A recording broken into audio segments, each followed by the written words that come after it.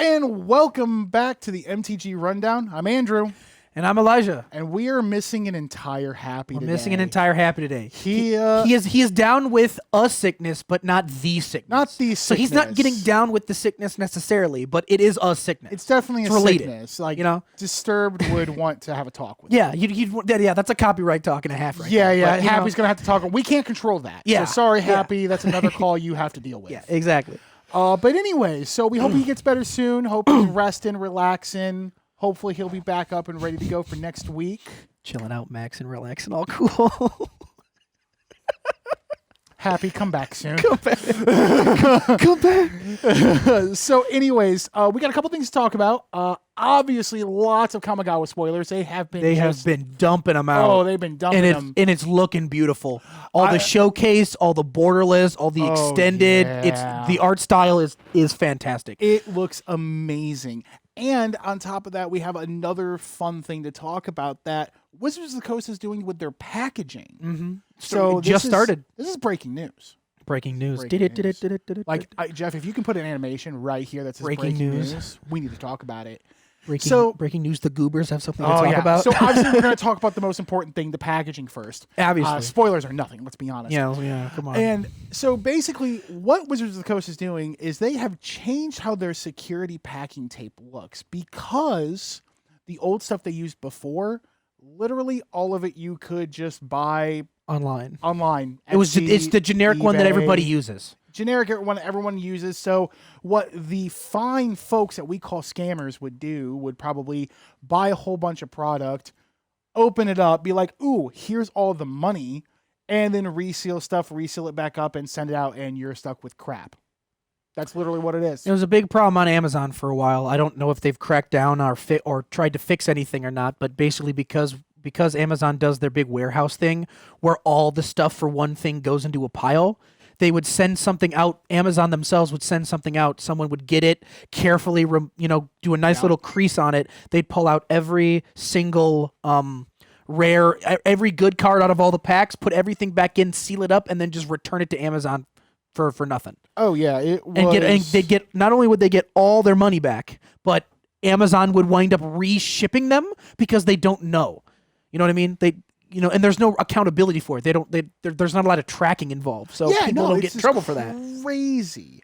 It's insane. It's insane. And so finally, Wizards of the Coast have actually brought out their own security tape. It has their logo on it. So folks, if you are buying in bulk and it does not have that Wizards of the Coast security tape, panic. Be wary. Be very wary, and be careful of those scammers online. Guys. I mean, we've tried to find like news articles and stuff or something from Wizards about how they've changed it, but we haven't been able to find anything yet for some reason. Yeah, there's actually been. We just know because we sell it. Yeah, there is that, but there's also there's a couple. I think Rudy from Alpha Investments, he actually speaks about it. So if you ever want to do that, check him out on YouTube. He's really great. I've been watching a lot of his videos, especially with the Magic unboxings. It's great. So much money. Oh gosh, I wish I had that money. But yeah, no. So that is it's kind of a big deal, honestly. I mean, it's a good thing. It's a step in the right direction for sure. Definitely, Wizards doing something good. That's not something you hear often. So good job, Wizards. You get a gold sticky star. We'll do a little palm clap. Palm clap for Wizards. Now now we're going on spoilers. Kamigawa spoilers. So the first thing I want to talk about before we get into the spoilers for Kamigawa is how excited I am for this set. Because as we've been reading all the spoilers, obviously, we're not going to talk about all of them. We've got a few from each of us, and then we're going to talk about a few specific ones that we like from each of us, and then each of us have a general broad thing about the set we want to talk about of stuff that they're adding, which is good. But I want to point out that I've been seeing some really powerful cards. Oh, yeah. And I'm real happy that Wizards is deciding to go for it with a Kamigawa set. There's a lot of cards I've read it and gone, I can't believe they printed that. This is great. Oh, yeah, it is wonderful. It's going to change standard. It's not going to just change standard. It's going to change modern. It's going to change commander. It's going to change all I'm formats. excited. I'm very excited. This is a set where I can actually go, okay, wow, this set is going to be in every format. possible. Yeah, like I'm going to talk about Jin Gitaxias a little bit later, but Jin Gitaxias is one of the cards that I really like so much because it shows that they can make a really powerful standard card, but they can also clinch it for other things. Like it only triggers it has 2 abilities. Each one only triggers once each turn. And that's a great way to be like, here's a powerful card you could run in Commander that's not going to run away with a game, but you can also run it in standard, and it's also not going to run away with the game. Yeah, no, it's still a powerful card.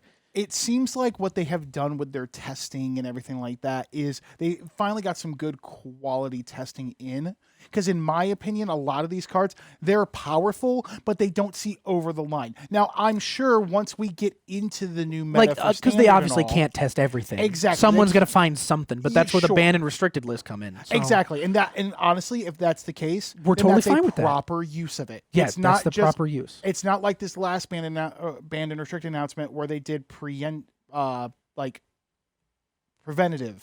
banning. Yeah. Had to think of the word. Words are hard, people. Yeah. Where they did those kind of preventive bans, like, okay, well, we're getting rid of Alrund's Epiphany, and so we better get rid of Divide by Zero because that's going to be too powerful, and then Faceless Haven. I mean, it, as we said last week, it becomes like a Civil War thing, like in the Marvel universe. Oh, we need to stop it before it happens. But anyways. I mean, and plus, they don't know where the line is for a set until they've crossed it. It's important to cross it at least once because you don't know where it is until you've crossed it. That way you know exactly where the line is for that set, and you can put all the cards up to it. Yep. It's why Throne of Eldraine got hit hard. Yeah, it's why because Throne of Eldraine stepped way over the line way too many times. Too many cards were over the line, so they just said, screw it, we'll leave it. Yeah. We'll wait for rotation because we can't ban half the set. Like, it's funny. They already banned Omnath and the Lucky Clover and a bunch of other stuff. They also needed to ban like Brazen Borrower, Embercleave, Great Henge. I mean, there's a ton of cards they needed to get rid of, and they can't ban a third of the set that sees play in standard, or it's going to destroy standard for that rotation. Yeah, they had to go through very carefully and ban certain pieces here and there that were going to do that. Like, Oko, Once Upon a Time, as Happy would say, Once Upon a Time paid for Tron's sins. It did, but that's cool. That's okay. Not really. Anyways, so going on to the spoilers. So going on to the spoilers. Here we go. We're going over like a few different spoilers. I was perfectly fine sitting here for 6 hours going over every single spoiler. Yeah, but Mark ain't. Yeah, I know. But anyways, so Elijah, go ahead and start us off. You want me to start me off? All right, cool. Me being a filthy green player, and green gets everything. Yep. We're gonna talk about another card that this Kodama completes the cycle, right? We've officially got one of every. I believe so. All right, so there's a Kodama of the East Tree, the North Tree, and the South Tree, and we've finally gotten the West Tree. Oh. So this is Kodama of the West Tree. 2 and a green, legendary creature spirit, mythic. It's a 3/3 reach. Modified creatures you control have trample. Whenever a modified creature you control deals combat damage to a player, search your library for a basic land, put it on the battlefield tapped, and then shuffle. I really like this card. It does a lot of good stuff. It's got reach, which is important for green because green has a lot of trouble dealing with flying things. Goldspan. It gives your modified creatures trample, which is a great thing to give stuff that. And remember, modified is enchanted, equipped, or +1/+1 counters only. So like if you're playing Commander and stuff, well, it says counters are modifications. And counters, so I guess it's all counters. Yep. Which means it works really well with Ikoria. Because they have all the menace and the trample stuff, so that also counts as modified. Which is really cool with cards with have persist. Persist is going to be great. It's like, oh yeah, I do have a -1/-1 counter. It's modified. Machias. As Happy would be approving right now. Yes. Okay, we brought Machias in, but I think it's great. And then because it gives your modified creatures trample, if they wind up dealing damage, even if they die, they ramp you a card. Yep. I think this is a great card. It is. It's going to be a great card that I think sees play in... Not like green needed it, but... Green needed all the help. They just lost Faceless Haven. They need all the help. But no. Oh, man. I love the card. Yeah, this card is going to be great. It's a good card. I think it sees play in Standard. I think it sees play in Commander, obviously. I think it does. Modern, I don't know yet. I think Modern, it might be a step too slow just because it does require the modifications. Yeah. It'll probably be a step too slow in Modern, but good old Saffron Olive will find a good against the odds jank way to make that work. So I'm ready. Oh man, I guess I should go over the next card. Yeah. huh? So what's your first card, Andrew? So what are you my excited first about? card, my favorite, and probably one that I'm in love with, the Wandering Emperor. And just remember that all these cards have alternate versions and multiple things, and Yes. certain of them have what do you call that art style specifically? Oh, Is it anime art style? We could would say anime we'd say art anime. style. So there's the normal art style. There's the showcase one with the Yep. changed border, and then there's the borderless ones that have alt art. Some of the borderless cards, like the Wandering Emperor, have what I guess we'll call anime art, Right. which is done in the typical anime style of what Japan would have. Oh yeah, and this It card, looks beautiful. Oh, We're it's gonna have Jeff put beautiful. Jeff's putting all the special art up. He's not grabbing normal. Jeff, you're not grabbing normal art. You're grabbing the normal. best art for all of them. Nothing's normal about this podcast, and neither are the pictures. Exactly. Anyway, because you got to see how good these look. Oh yeah, so like the Wandering Emperor, it is a mono white legendary planeswalker. She's beautiful. She's my waifu, and I have to tell Silver this. And Yeah. it's okay. Silver will understand. It'll be okay. She'll understand. They'll understand. But the Wandering Emperor, it is a mythic planeswalker, legendary, obviously.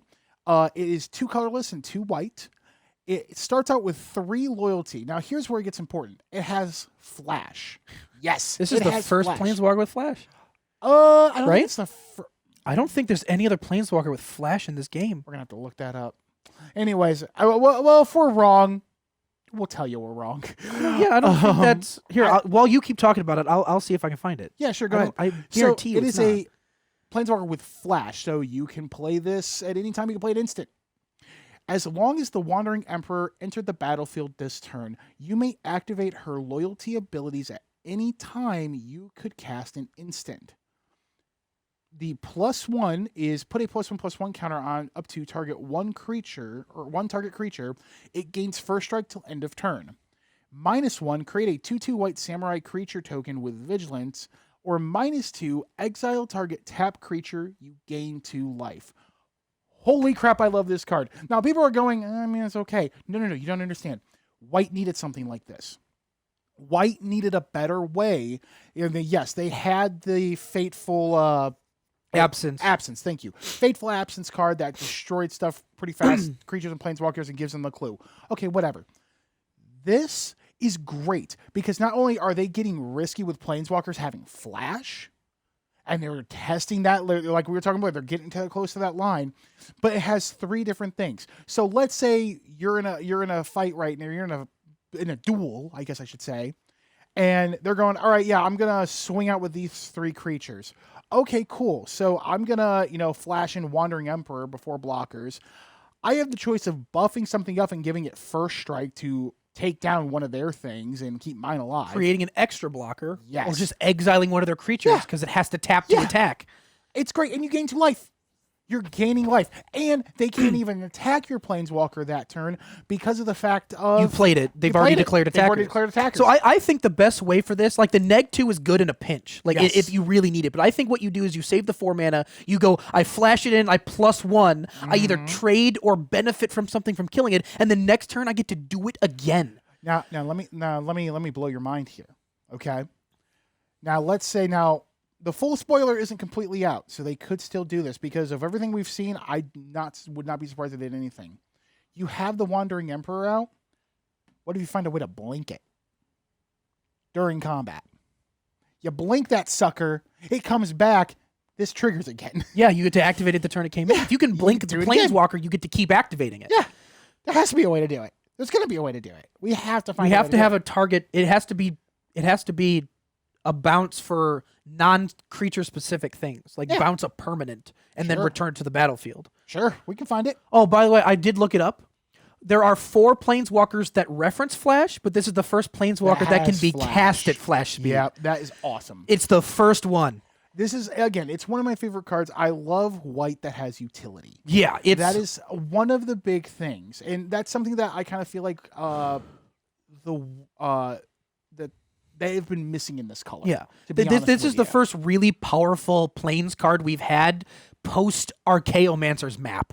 Yeah. Or Vanquish the Horde. Like, Sure. it's insanely powerful, and white kind of needs it. because it's just not up to snuff. Especially in standard, like, because a lot of the decks that we're seeing right now that include white, I mean, obviously other than mono white, where that would still see play. I think you do that as a 2 or 1 of, maybe 1 on the sideboard, but a lot of where white's going into is I've been seeing a lot of Orzhov control decks.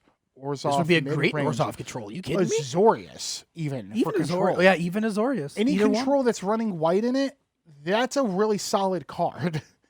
So I definitely, I think that card's going to see play across the map. Yeah, I do too. Definitely across the map. I do too.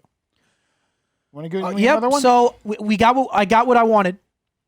I wanted shrines, and they gave us shrines. Oh yeah. There's been a big debate about whether shrine is considered a creature type or not, because these shrines are creatures. It's probably not going to be. There's no way they'd do that, because making changelings with the type shrine would be nuts. Because don't do it, wizard. No, I don't think they're going to. Do it. So we went from 11 shrines. They're going to give us one of each color again. It looks like we only got 2 of them, and I'm going to go over both real quick. But that means we will then have 16, and I think 16 is a good enough number to actually make a Trine Tribal type thing, especially because some of the other cards we're going to go through and across the set do things with Shrine, like the one you're going to talk about that copies enchantment abilities. Hello, Rings of Brightheart. Anyone? Oh, yeah. So there's 2 shrines. There's Go Shintai of Ancient Wars. 2 in a red, legendary enchantment creature shrine. That's what they both are. They are uncommon. A 2/2 first strike. At the beginning of your end step, you may pay 1. If you do, this shrine deals X damage to target player or planeswalker, where X is the number of shrines you control. And the other one is Go Shintai of Shared Purpose. This is 3 in a white for the same thing. It's a 1/3 vigilance. At the beginning of your end step, you may pay 1. If you do, you get a 1/1 colorless spirit for each shrine. Both of those shrine abilities are very strong. Yes, they with are. shrines. This is create tokens equal, create 1/1s equal to the number of shrines you control, and deal damage equal to the number of shrines you control, and you pay 1 for each. Yep. So if you have all 5 shrines out, you're going to pay 5 mana and do at 5 each one. Create 5 1/1s, deal 5 damage, and then whatever the other 3 are going to to. God, do I hope the green shrine ramps. It has man, do to. I It's hope it green. does. Oh, yeah. I mean, if we look at the shrines we've had before, the Hondens, the shrines from M20.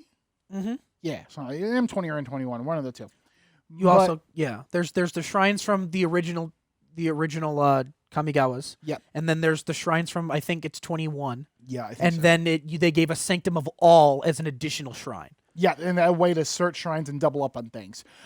These shrines, obviously, I like the fact that they're creatures. Yeah. So that is fun. It gives them a little bit It makes of them a little more utility. balanced, especially in standard. That's the only reason why they're making these. Exactly. It's more it's more balanced in standard. It makes them a little easier to get rid of. But they do have powerful effects if you're running shrines like in Commander. Like I have a deck in the works for Sisei, a 5-color one where I'm That's exactly what I was going to do. Every single shrine. When I saw the shrines, I was going to run a Sisei 5-color shrines with support of being like Rings of Brightheart, Lithoform Engine, the other new creature that doubles enchantment. An enchantment trigger, and then a bunch of the copy things that can copy enchantments to get that number as high as possible. Because the entire point of the deck's going to be the first thing I do is search for Sanctum of All, because it's going to find me more shrines every turn, and it's going to double up once I hit 7. Yeah, and I have at least 16, which means that as soon as I hit 7, it doubles every shrine effect, and I still get to keep, including itself, I believe. Yep. And you get to keep finding more shrines that are going to double up. I think it's going to be great. I'm very happy. We haven't gotten any arcanes yet tier, but at least they gave us shrines and they're bringing back samurais, and I'm happy. Yeah, I don't think we're gonna get arcanes. Honestly. No, sadly no, but they gave us something. They gave us more shrines, so at least I'm happy about that. Yeah, the shrines are definitely awesome. A lot of sagas too. This is a very enchantment heavy set this time around. There are common sagas. Yeah, common sagas.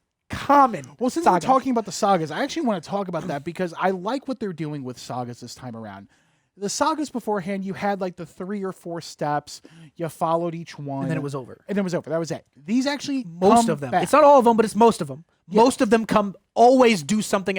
Their final stage is keeping an effect around. Yes. Almost all of them do it.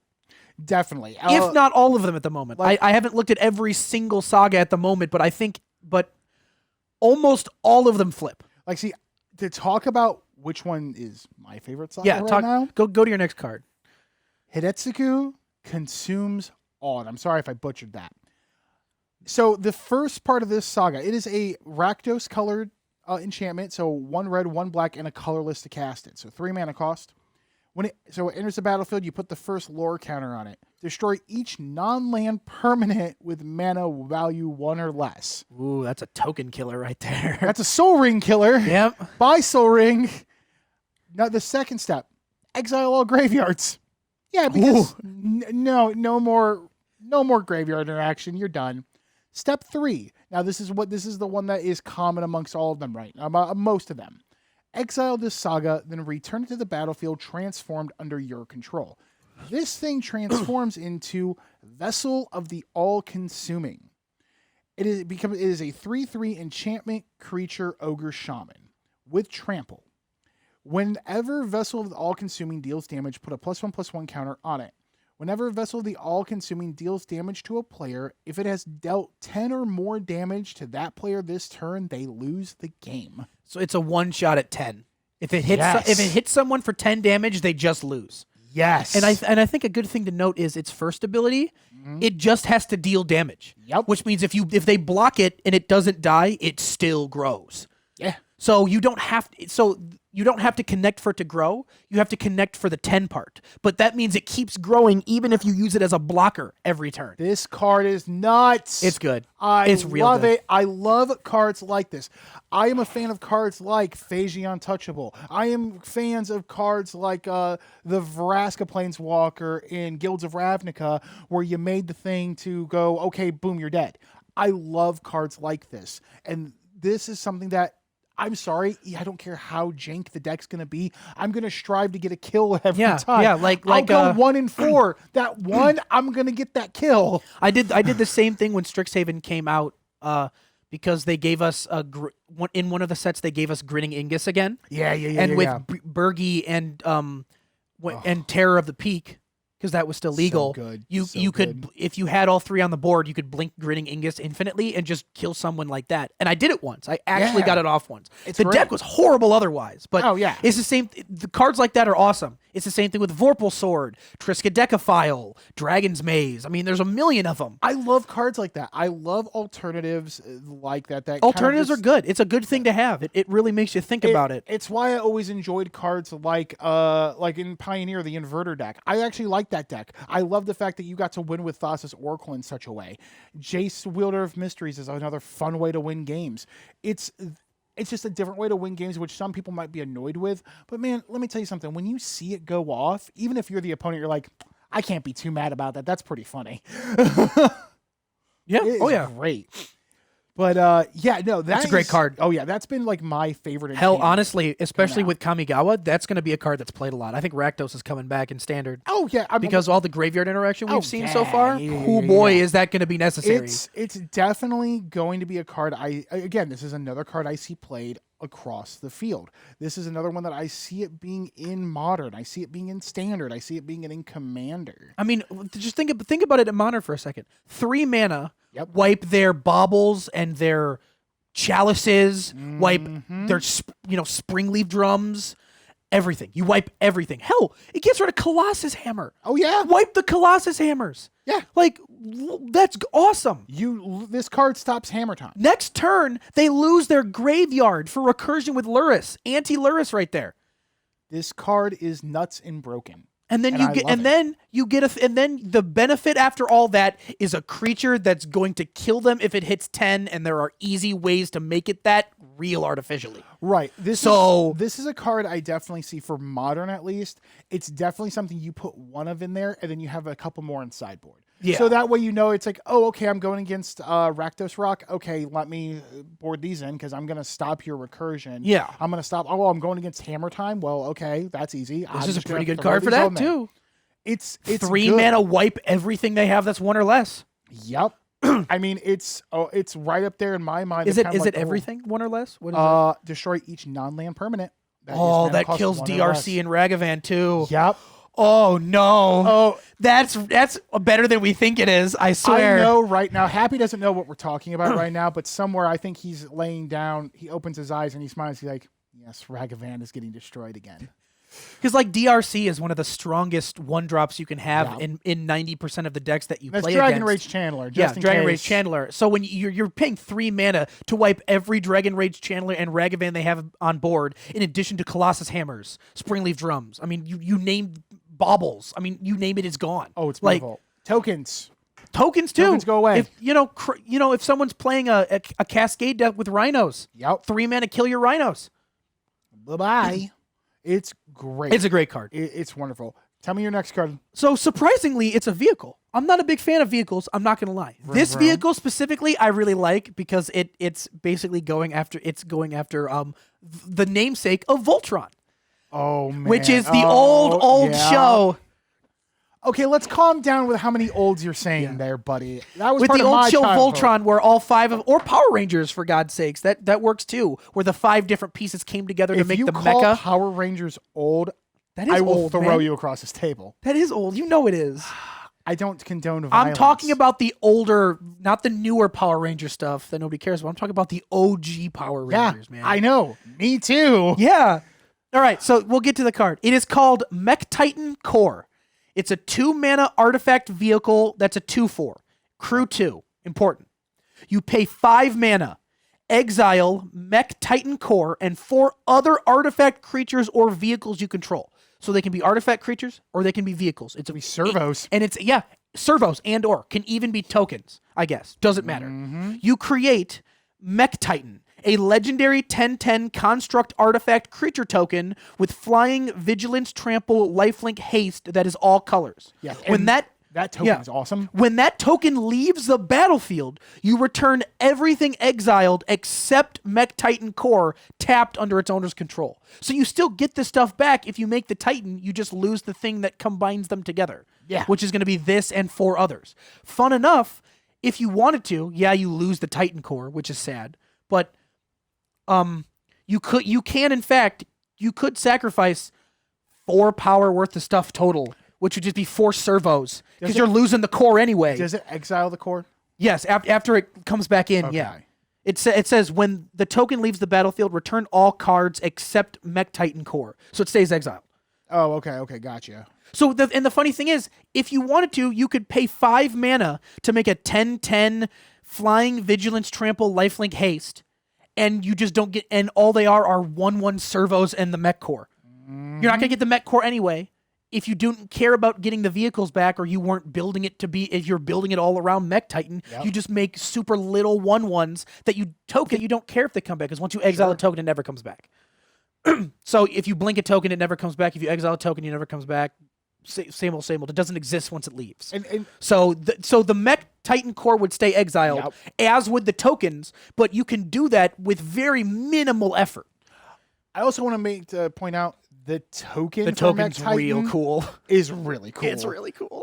If you are a fan of Voltron, that not so old show, and Power Rangers, like the ones in the telling yourself 90s, that is not so old. Keep telling yourself that. And the gray hairs are still growing. Wait, I you said understand. 90s, right? That old one was 1990s? So, You want to know how long? That's 30 years ago, So Chief. let me tell you something. I don't know who's talking right now. I'm just by myself right now. But no, Mech Titan, this thing, it gives a lot of those nostalgic vibes, which is so cool. I love that. I was a huge Power Rangers fan growing up, like the old stuff, even cheesier stuff. It was great. It's good. So what's your next card, man? Oh, Lay my it next on us. card. I think we're going to go over my next card, and then I kind of want to go general over some stuff because there's so many. Yeah. So many spoilers. The next card I'm going to talk about, and I've been focusing on cards that I really feel like go across the map. I think cover every single format other than Pauper and stupid things like that. But the next card I'm talking about is Weaver of Harmony. This is a 2/2 green enchantment creature snake druid for a green and a colorless. We finally got the Snake Druid. Oh yeah, it is a rare. Something very important. Other enchantment creatures you control get +1/+1. All those sagas are enchantment creatures. Every They single really one of them. are. And here's the great thing. You tap a green and tap it. Copy target activated or triggered ability you control from an enchantment source. You may choose new targets for the copy. That also includes sagas. That is insane. And this is why I'm telling you it's insane. In Standard, I don't know how it's going to work yet. I think you're going to see a lot of the enchantment creatures, the sagas and everything. You're going to run like an enchantment type thing. It's not even legendary. It's not even legendary. You get to run 4 of them. It's a lord. It's a lord. You get to run 4 of them without having to run the legendary mask. Now, like you don't even have to run. Now let me paint you a picture, folks. Let's talk Modern for a moment. The Enchantress deck is still big. It's big. This card just made it worse. A lot, and I mean worse in the way of, it's more powerful. So the copy target activated or triggered ability. No, it doesn't say non-mana. Mm-hmm. Oh no, it doesn't say non-mana. Yep. So you basically, if you are playing the Enchantress deck, this card is letting you double up on everything, which makes things go faster for you. You're going to win if you're playing Enchantress, you're winning a whole lot quicker. Oh, and also you're going to double up on Destiny Spinner. So you're instead of having to pay 4 for 1 land, you're paying 5 for 2 lands that are creatures. Yeah. So it copies an activated or triggered ability, does not specify mana ability, which means you can if an enchantment ability triggers or you pay to activate something for 1 mana, you just get to copy it because you can. Yeah, you can draw 2 cards with the Enchantress cards that are out there. The Presence one. And pay an extra mana to draw another card. That's never a bad thing. You can double up your mana. You can double up the shrine creatures if you'd like to. So you only have to pay 1 mana to get double the effect. And I think making a Gruul shrine burn would be nuts. Or even Jund. Yeah, because you can totally go, end of turn. You're running all 4 shrines. You're running the thing that allows you to run multiple permanents of it. Oh, yeah. And you're running 4 of those. So you go, cool, end of my turn, pay 1 while you pay 1. It goes on the stack. You go, copy, you lose. Yeah. Yep. That's just what it is. That's literally what it is. And again, I want to see what more spoilers we get out before I can make a for sure, it's going to be great in Standard. I think we're going to see Standard play in that. Well, but if we're talking Modern with the Enchantress deck, what? This thing is literally making it more OP, and everyone's going to go, oh, good, I'm going against Enchantress. I guess I lose a few turns sooner. I mean, this set has a lot of enchantment. It does. It is chocked full. And a lot of enchantment recursion. Which there's a lot of graveyard recursion with this set as well. Yeah, there's a lot. There's a lot. Oh yeah, there is. There are cards that target it individually. There are targets that do mass. It's a lot. They even brought a white card back that lets you return all artifacts and enchantments from your graveyard to the battlefield. Yep, that's there. That exists. It's what? It's 7 mana. It's 3 planes. Sorcery speed. It was at the top. It was Blessing of something. It was recently revealed. Return all artifacts and enchantments you own from your graveyard to your return all artifacts and enchantments from your graveyard to your battlefield. Brilliant Restoration. Yes, Brilliant Restoration. Yep. 4 white, 3 colorless. Return all artifact and enchantment cards from your graveyard to the battlefield. All of them, which means every single saga that was, like, let's say you had the sagas go off and they flipped, and then someone killed it and went to the graveyard. They're coming back as the actual saga again, and you get to do it all over. And you know what? Since we're still on the subject, how about this Fable of the Mirror Breaker? Because we need Kiki Jiki back. Right? Oh, it's Kiki Jiki? Well, it's that's Kiki not Jiki. Cool. Oh, yeah. So we don't Fable of the Mirror Breaker. Oh, we need this. 3 mana enchantment. The first step, you create a 2/2 red goblin shaman creature token with whenever this creature attacks, create a treasure token. That's pretty good. The second one is you may discard up to 2 cards. If you do, draw that many cards. Cool. I need cards. I love cards. 3, you exile it, bring it back to the battlefield transformed.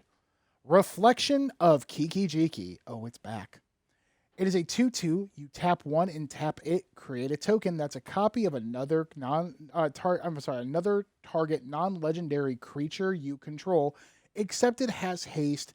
Sacrifice at the beginning of your end step. This is an enchantment creature, goblin shaman. It is not legendary. It's going to be hilarious.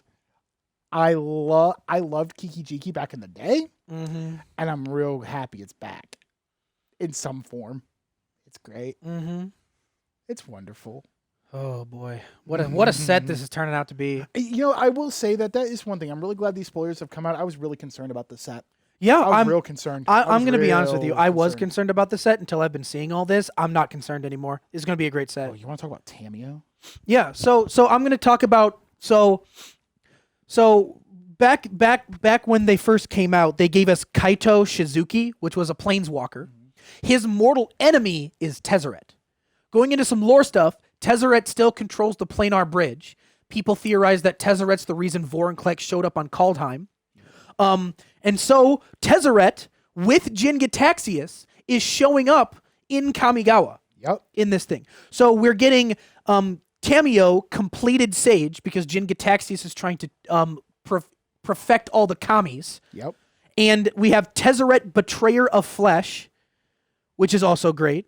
And then how did I lose?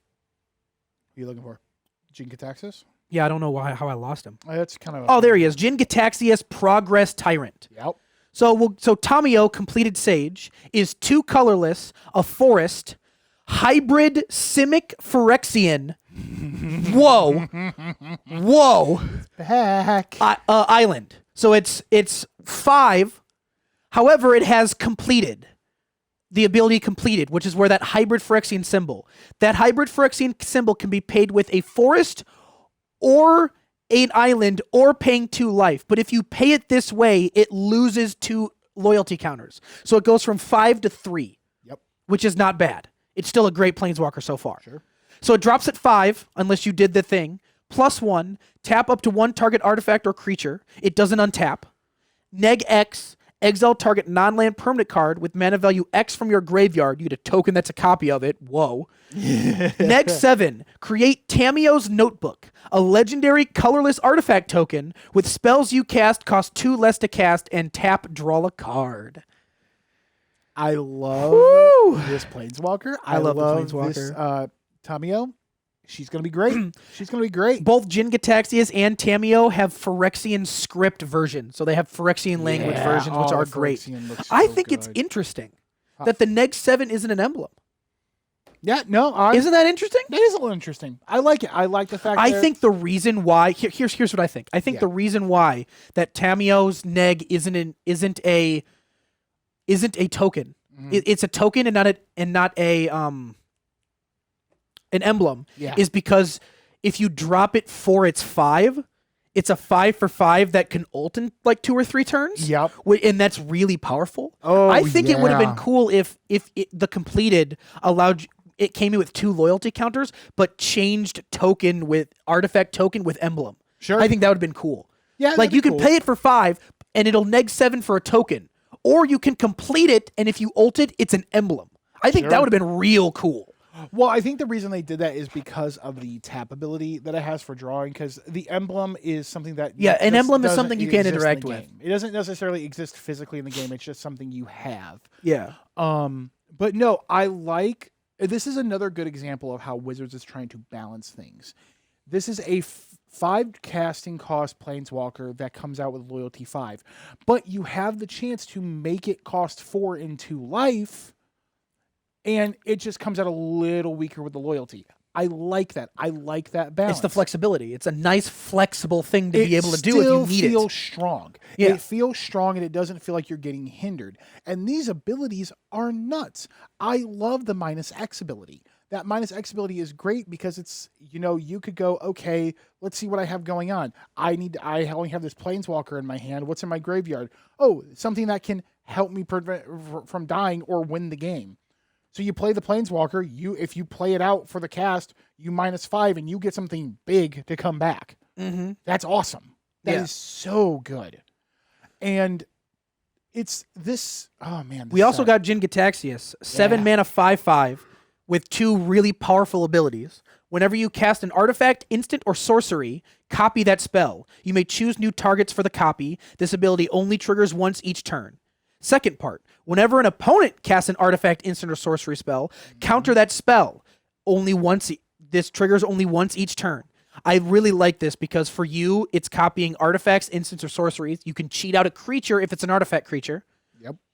Your opponent is the same way, but they stop it for a turn. So basically, the first thing that's an artifact, instant, or sorcery they cast is just countered, period. It's stupidly strong. The first thing you do is useless. The first thing you do is doubled. The first thing they do is useless. Yep. Which is insanely powerful. This Jin Gitaxias is a flash lover.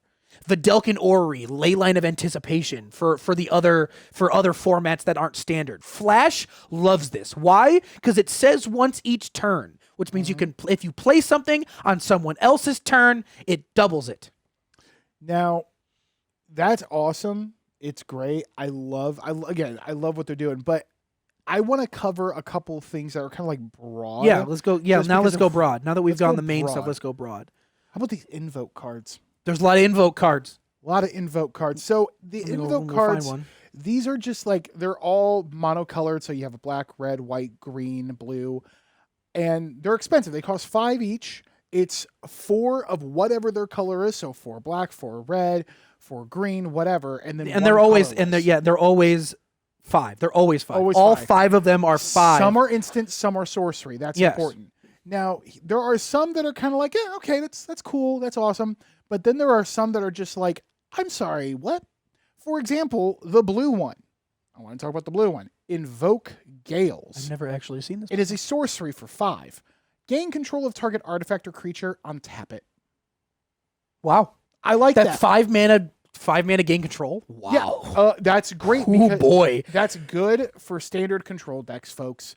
That is great for standard control decks. I like how it's artifact as well. It's not just a creature like we're used to. It's also an artifact. You know what the funny thing is? That works on Tamio's notebook. If someone gets Tamio's notebook, you can steal it for 5 mana. You sure can. That's pretty good. And then you have one like Invoke Despair, the black one. It's a sorcery. Same mana cost. Not going to go over that again. Target opponent sacrifices a creature. If they can't, they lose 2 life and you draw a card. Then repeat this process for enchantment and planeswalker. The reason why I like the Invoke Despair is the creature, and that's a hit or a miss. Yeah. So they're either going to sack a creature or they're going to do the thing. Now, enchantment and planeswalker, that's rough. Well, this isn't a may. Yeah, they have to. They have to. What I'm saying is 90% of the time when you're playing, most people aren't going to have enchantments and planeswalkers. Normally, it's just mostly creatures. So you're going to play it. They're going to have to pick a creature to get rid of. And then they're going to lose 4 and you're going to draw 2. Because if they don't have a planeswalker, they have to do that. And if they don't have an enchantment, they have to do that. Oh, yeah. It's a great card for 5. It's great. I mean, I wouldn't recommend playing it in a dual color deck, though. Probably not, no. Yeah, I mean, 4 of the symbol? Dude. You could get away with the blue one in like an Azorius or Dimir controlled deck. Because you have enough dual stuff to be able to do it, obviously, because you need a lot of the blue. Probably running 1, maybe 2 at most with that kind of card. I kind of think back to the Agent of Treachery days. Maybe Kamigawa's the set to start bringing back more mono-colored things. Like I know we have mono green and I know we have mono white, and those are pretty high up on the leaderboard for standard. Sure. But maybe this is going to bring like mono black, mono red, and mono blue into the forefront with all these multi-symbol cards. Well, that's been kind of hinted with how they've done the legendary lands. The legendary lands care about individual legendary stuff. Like the best ones that I've seen so far, I really like the green one. Green one's really good. Green one's good. I don't care what anyone says about the green one. Happy. No, Happy liked it. Was it Mitchell? Mitchell was against it. Yes, he was. So Mitchell, if you watch this, calling you out. It's great. It is a green. So the legendary green land, it obviously comes out of play, produces a green. So in all generality, all 5 of them come in and tap for the color they are. They all have channel. Yes. And each channel costs something, which is discounted for each legendary creature you control.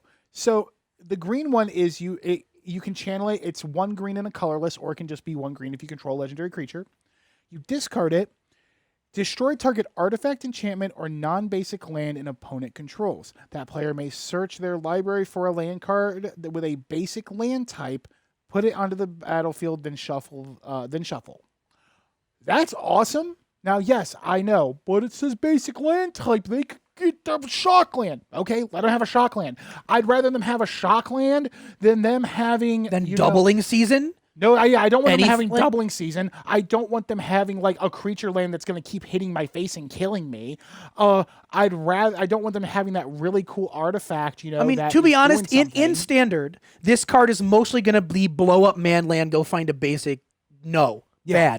Bad man land. Like Exactly. that's 90% of what this card is for. Yeah. It's nice that he can destroy artifacts and enchantments as well, especially because they're giving us so much. Yeah. Because specifically of the artifact that I don't think we talked about, because I was totally right when we first talked about this set. Yeah. Kamigawa's always done legendary stuff, and they brought back legendary matters into standard. Sure. They gave us Mirror Box, which is better than the old one. 3 mana artifact. The legend rule doesn't apply to permanents you control. Each legendary creature you control gets +1/+1. Each non-token creature you control gets +1/+1 for each other creature you control with the same name. The entire reason for Mirror Box is they want you to be like, hey, it's not just creatures. Go ahead and play all those legendary enchantments multiple times. You want 4 shrines on the board? Have 4 of the same Welcome shrine to on the Super board. Friends. Welcome to Super Friends. I think it's going to be real cool to see what people do with the Mirror Box. Oh, yeah. It's also going to be a main contention point for decks, because the reason why that land is so powerful is if someone's doing a Mirror Box strategy, it kills the Mirror Box for 1 mana. And then they lose every duplicate legendary they have of stuff on the board. Oh, yeah. Now, which I think is great. That means that if you want to run, I think it'd be really cool to make like a all-consuming with the enchantment, because you can have multiple of them. You get multiple of them if you have the Mirror Box on the board, and they grow based on the number of them you have, in addition to just getting +1 because they're legendary creatures. Yep. So by default, they get +1, and for each additional one, they grow by another 1. Yep. Now, it's a weaker coat of arms. It is a weaker coat of arms. It is a slightly weaker coat of arms. But it will be fun for... Oh, it's going to be great. Super This Friends set decks. is going to blow things away, man. Now, man. Now, here's another thing I want to comment on. Remember the shoals? The shoals? The shoals. In, Give me an the example of Kamigawa, shoal. like the... Oh, boy, I got to bring one up, don't I? Give me a shoal example. Let me bring up the mono green one, because that's the one I can think of. I know the patrons. Yep. I know the Myojins. I don't think I remember the shoals. I can show you. Hang on, let me look for it. I gotta look for the card. It's just choose a spell. Nope, that's not it. Oh, Nourishing Shoal. Yeah, there it is. Nourishing Shoal. Shoal. It's an arcane spell. It's an They were arcanes. Okay. So what about them? So those are the ones where you could exile a green card with mana value X from your hand rather than pay this spell's mana cost. And like for the Nourishing Shoal, you just gained X life. So this is the cards I'm going to talk about is a nice little callback. I'm talking about the marches. The marches are, let me scroll down to it, like March of Otherworldly Light. It's the white one. It's an instant for a white and X. As an additional cost to cast this spell, you may exile any number of white cards from your hand. This spell costs 2 less for each to cast for each card exiled this way. Exile target artifact, creature, or enchantment with mana cost X or less. It is a good card callback to cards that I kind of felt missed the mark. Man, Azorius Control's going to freaking go off, man. Yeah. Like, holy crap. So now they have the Wanderer. Yeah. Which is going to be strong. They now have March of Otherworldly Light to be able to mass get rid of just mass exile a ton of good stuff on somebody's board, because it's exile target artifact, creature, or enchantment with mana value X or less. So they can get rid of something huge if they need to. If you drop a Hullbreaker Horror and they don't have a way to protect it, it's gone, especially at instant speed, because you can pay to get to Hullbreaker just by discarding the rest of your hand. Discard 4 and cards. Hullbreaker's gone. And here's the kicker. Now here's another great one. The red one, March of Reckless Joy. This one I'm excited for my commander, my Prosper commander deck. It is a red and X instant. As an additional cost, you exile red cards, any number of red cards from your hand. All the marches are the same. Yeah, it's gonna -2. You exile any number of red cards from your hand. You get -2 on the cost for each one. Exile the top X cards of your library. You may play up to 2 of those cards until the end of your next turn. Up to 2? Yeah. Not bad. So it's like, okay, you know what? Let's do it X for 4. So I'll discard 2 cards, tap a red. Boom. I'll say X is 4. Or you could do like X especially if those cards aren't doing anything, especially in red. That's great in red, because normally red wants to do that crap anyway. And then you exile the top 4 cards of your library. You choose 2 of them. Yeah, cool. I'll play them until my next turn. That's great. These are cards, again, it's doing a callback to the Shaos, or however you say it, that I felt like really missed the mark back in the day. They weren't that good. They were like rares that everyone thought you'd be really excited for, but it was like, I mean, they're okay. Well, the reason why the shows were interesting, it's X and 2, but the card you exiled paid for X specifically, and you didn't have to pay the extra mana. Yeah. So basically, either you could pay mana into it and use the card that way, or you just exiled a card and got to do it. With this one, you still need at least 1 mana. You still need at least 1 mana to do it, and you're exiling multiple cards to increase the power of whatever the card's doing. Yeah. They didn't go full over the mark. Now, as of right now, I'm only seeing the white and the red one right now, so we don't know what black's Yeah, we don't know what the other three are. Green or blue is going to be. I cannot wait to see them. I think I can tell you what the green's going to be. What do you think the green's going to be? Instead of being it might be an X-based thing, but they might change it to be for every card you discard. Okay. It'll be like it should be like X is half of half of X, right? Sure. So it says it'll probably say destroy target artifact and or enchantment. Yep. Destroy X artifacts and or half X. Destroy half of X artifacts and enchantments. Okay. So that way you're not discarding 3 cards and being able to blow up 6 artifacts or enchantments. Every card you're exiling is 1. Sure. And then you pay 1 green. So it's 1 green to give you the ability to discard cards to pick artifacts or enchantments to blow up for each card you discard. I think that would be great. Now here's one for you. That's why I say half. I got one for blue. There's 2 options I think could be either blue. Bounce or counter. I think that blue could either be where it's tap X artifacts and creatures. Tap stuff. They don't untap until your next next upkeep, or it's a counter spell. Tap counter target spell unless they pay X. That would be nuts. The reason why I don't like the reason why I don't like this with the X is because you can't do certain powerful things because every card is paying for 2. Sure. That means every card you discard is detaining is the word I believe is used. Detaining 2 cards. Okay. I use detain for the word that says they don't untap during your next untap step. They're detained.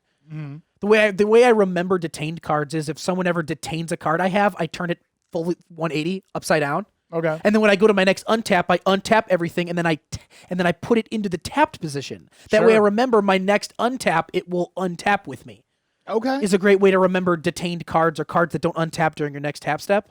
That way you don't get stuff confused. But it's just that's why I said half of X for the green is because if you're saying, oh, every card I discard is 2 things that aren't going to untap, that's real powerful. Yeah. Which is why there are certain things where you could get away with half, but you can't get away with the full number. The counter I completely agree with. That's totally fine. Oh, yeah. You just discard cards until you get above what they have, what you know they have to be manning, you're good. Like, that's a great use for X. Man, I keep finding cards I want to talk about. Oh, my God. Man, I think we're kind of running out of time today. Getting there. Well, I will say there is a couple things I do want to cover because I did want to talk At least talk about one. living lore. At least I gotta give us the talk, living lore. I got to talk about talk that. about the and living there's lore. one other thing. So, Setsuki, the living lore. This is going to be I really think, a good commander card. As far as it comes to... Look out, Sethus. Yeah, look out, Sethus, indeed. As far as standard and modern, I don't know yet. But this one is a 1/3 for Selesnya color, so 1 white, 1 green. It is a legendary creature, human druid. The anime art style is beautiful. Way too kawaii. It's so beautiful. It's so beautiful. Oh, it hurts to look at because it's so good. You tap it, put a lore counter on each saga you control. Activate only as a sorcerer. How is this not going to see play in the enchantment decks? Are you kidding me? If you're running Selesnya... Oh, yeah. Sure. I guarantee you right now, Selesnya Sagas is going to be a deck because of this card. Oh, yeah. Yeah, I agree. To speed up all those sagas is going to be insane. Oh, and when it dies, you choose up to 1. Return target saga or enchantment creature you control to its owner's hand, or return target saga card from your graveyard to your hand. The benefit of this card is not only is every turn you're putting a lore counter everything, you're making all your sagas go twice as fast, but if they decide, okay, I'm going to get rid of it, you get to return a saga that's already been completed back to the battlefield it's again. So disgusting, and I love it. Or you get to blink one to reset it if you really need the ability. Like, how is Selesnya sagas not going to be a thing? There's even a couple sagas you could grab from like Kaldheim. Yeah. For some of this. No, That's the beauty of this. It's going to be good. Yeah. They really put a lot of thought into this set. They looked at all the other sets that we have in standard at the moment, and they went, cool, what can we do? Oh, yeah. And the enchantments are going to be great. Now, one thing I'm concerned about, there's something that I'm not like, I want to see it in play. Okay. I want to see it happen. Let's give it to me. I'm not a fan of the equipments. Neither am I. I'm not too keen on them. There's one I like. I like Lion Satch because it's basically a white scavenging goose. Yeah. That's funny. That's funny to me. I was talking about the equipments with my brother recently. So basically, the way equipment works in this set for equipments is by default, they're creatures. So, like, for example, Lizard Blades is a 1 and a red for an artifact creature equipment lizard. See, they did the thing that I said. Yep. Artifact applies to equipment, creature applies to lizard. That's what they should have done for the shrines to not confuse people. You could have easily done Shrine Spirit and been fine. Because right now, from what I understand, the creature shrines are typeless creatures. They do not have a type. Yeah. Which is very interesting. Because just to clarify that as our resident judge here, there is a list under the Magic the Gathering rules that has a list of every single creature type that for is what legal changelings can the be. Game. Yes. So that is something very important to look at. Unfortunately, no. Shrine is an enchantment subtype. Yet. We don't know if they're going to do it, but I doubt they will. I just wish they would have done the convention that I'm talking about. But I guess because they needed to put so much on it, they couldn't fit it. Remember how we said Wizards did a good thing? With every good thing Wizards does, there's two bad. Yeah, so maybe they'll give it. See, I don't think putting Shrine as a creature type would be bad, because then my Shrine deck gets better. Because now your changelings, like bias. Yes. if Shrine becomes a creature type, Unsettled Mariner is spiking. Oh, yeah. Because that's two shrines or whatever. I don't want to talk about it. Yeah, so Lizard Blades is a 1/1 double strike lizard, basically. With equipped creature has double strike, and instead of doing equipped, they give Reconfigure 2, which is attached to target creature you control or unattach it. Can only be done as a sorcery. When attached, it loses its creatureness. So basically, you play it and it acts as a creature until you can equip it, which I kind of like. That's not a bad thing necessarily. Okay. It's almost like a living weapon. Sure. But it still does something, because like if you play a living weapon, it creates the germ token and attaches. If you equip it to something else, the germ token goes away because it's a 0/0. With these, if you attach it to a creature, if the creature dies, you still have a 1/1. Sure. That would double strike. That's not bad. That's not bad. My only thing with it is I like equipment to the point where it's like, okay, cool. I don't have to worry about this getting bolted to death. That is true. People can the upside is it's a creature, which means if your creature it's equipped to dies, you have something else to work with still if they try to if they hate something off the board. However, if they kill it, it becomes a creature, and now it's susceptible to normal creature board wipes and burn spells, which isn't great. But I think that's the balance of it. Yeah, I think the balance back and forth. I'm just, it's a very weird mechanic. It's very weird. If anything, Pure Steel Paladin loves it because it'll just give it equip 0 and you don't care. Well, that's the thing though. It doesn't have equip. It's reconfigure. Pure Steel Paladin gives them equip 0, which means they'd have reconfigure and equipped, which means that you'd be able to equip back and forth without having to reconfigure for free. He has to read card. Yeah. I was talking about it. I was like, wait a minute, Pure Steel Paladin's going to be nuts with these cards, because if you can give them equip 0, they're fantastic. Yeah, let me just take a look. If I remember correctly, I'm pretty sure it gives it doesn't reduce, it gives. It's loading slowly. Yeah.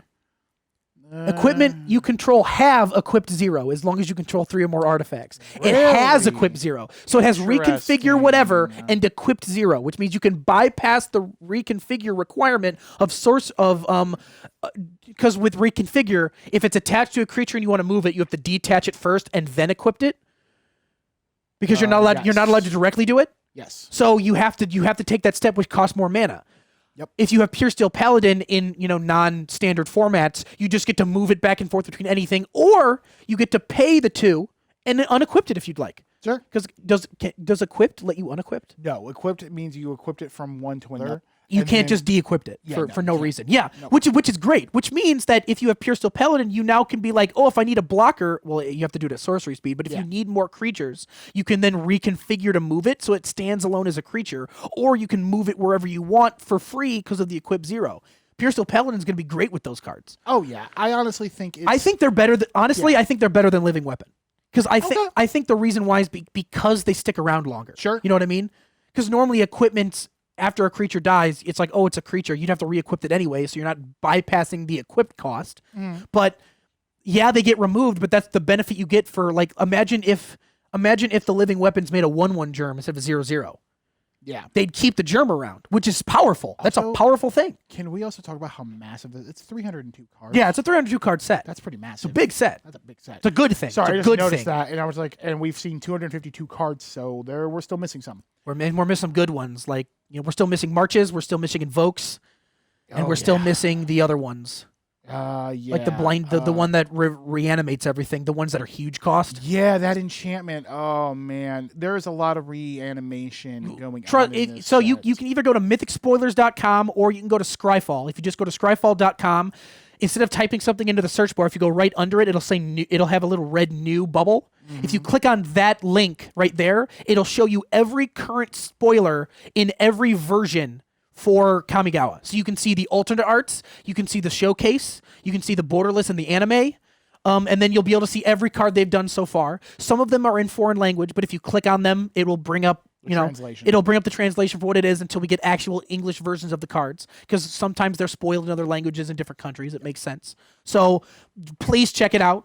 Jeff, if you could put the link to scryfall.com in the description. And mythicspoiler.com too. And Mythic Spoiler, both of them, because Mythic Spoiler specifically also does like secret layers and stuff, which is great. Yeah. It's also a good place to see like other random things you wouldn't know come out. Sure. So yeah, no, obviously I think next week we're going to keep covering spoilers and stuff like that. So if we didn't get to your favorite spoiler, give it time. We still may not get to it because there's a lot. There's a lot of spoilers. Hell, post in the comments. What's your favorite card so far? Pick one card. Elijah will pay attention to those. I will. I totally will. Happy will. He's on leave. Yeah, that's his homework. Yeah. We're putting him on the spot. Happy gets homework. And just Happy's just on his couch going, no, not at all.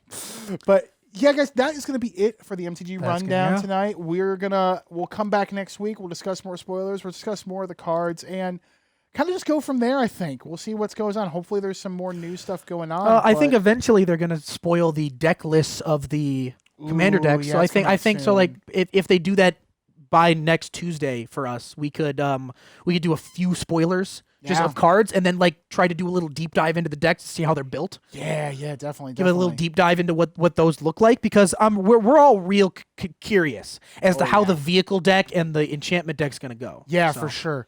But that's been the MTG Rundown, guys. My name's Andrew. And I'm Elijah. You have yourself a great night. We'll be back next week.